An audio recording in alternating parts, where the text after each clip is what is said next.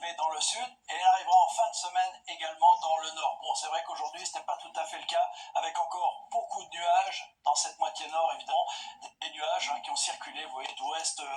Encore une fois, la limite c'était à peu près, on part de La Rochelle, on rejoint là du côté de la Franche-Comté, donc au nord beaucoup de nuages, au sud du soleil et sous les passages nuageux des averses, or plus ou moins soutenues, elles étaient beaucoup plus soutenues au nord de la Seine avec quelques millimètres supplémentaires, mais ça reste une très bonne nouvelle. Alors demain matin, ça continue, avec encore une perturbation dans la moitié nord, et ouais, faut pas se faire d'illusions, ça va durer toute la journée. Peut-être quelques éclaircies dans l'extrême nord, et puis à l'inverse, dans le sud, là ça va être l'inverse, ça va être ensoleillé toute la journée avec toujours un peu de vent autour du golfe du Lion. Les températures, alors le matin sous les passages nuageux, ça restera relativement élevé, entre 11 et 14 degrés, dans le sud 11 degrés à Bordeaux, mais déjà 17 degrés à Nice, et en cours d'après-midi c'est l'inverse, ça aura du mal à grimper dans la moitié nord, donc nous resterons encore une fois un peu en dessous des moyennes de saison, avec 17 degrés, 17 à 21 degrés dans la plupart des régions. Dans le sud sera l'été, 31 degrés à Nîmes par exemple. La suite, donc la chaleur va s'installer pour tout le monde.